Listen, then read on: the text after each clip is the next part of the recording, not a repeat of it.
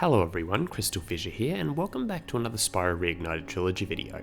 Today we are having a look at Toasty. Toasty in both Reignited and Toasty on the original PlayStation 1. Without further ado, here we go.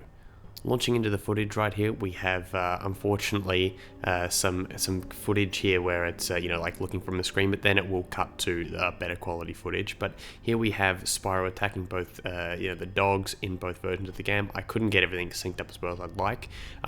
Notice that the animations are still there. Obviously the dogs are still there. The dogs look a little bit fatter in this version, you'll notice. Skybox wise, that's the one thing that's really sticking out to me. I guess there's less overall colors in the skybox if you're comparing it to the PS1, but the reason why that is because in the PS1 skybox you see that there's like vertex mountains, vertex drawn painted mountains, whereas in this game they're actually there. So that's really cool, but we'll revisit that a little bit at the end here. We have this art gallery, as I'm trying to make it there quick enough. Totally different in this version. The tiles are different, the textures everywhere are different, the whole vibe of it is entirely different. It's clearly their own thing. Then we of course have Rescuing Nevin.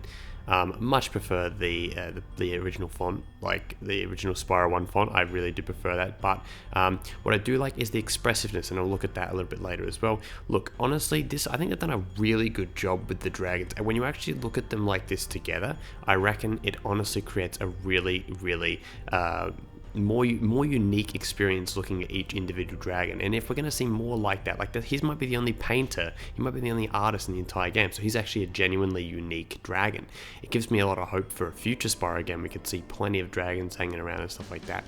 Now with Toasty fight here, which I'm trying to not do too quickly on my end, because Bossman is input lag is really stuffing him up.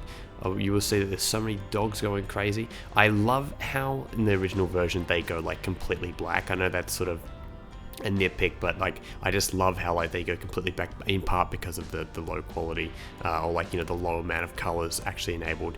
And then when you defeat the boss Toasty, it sort of actually turns into a cinematic as it gives you the return home symbol. So that's interesting.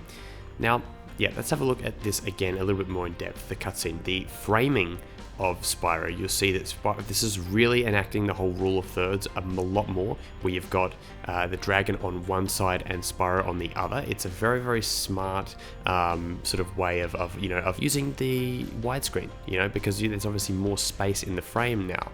So that's an important aspect of this. Yeah, looking at it again, so you'll really be able to notice what I'm talking about. Hey, my degree is finally coming to fruition here, or coming in handy. Now the boss fight is really good in Reignited, and particularly I love the way that they've kind of emulated the way that Toasty runs in this version. Like he's got this flailing sort of movement, but like the extra vertex, polygons, whatever, I'm just throwing out words here, the extra polygons and extra movement and animation just makes Toasty really feel reinvigorated. Like it's a great effect. It's a really great effect, especially when the classic reveal. Like, I mean, that's so great for a PS1 game. Like, just emphasis on Spyro 1 being freaking awesome. Like, I mean, the original game, it's just the way he walks on the stilts, even in that version, is freaking, it's just fantastic. It's absolutely fantastic. Someone in the comment section said that I might be obsessed with Spyro in their stream. And I mean, look, let's be honest, they're probably right, but I'll take that with a damn badge of honor. Now we have the return home portal.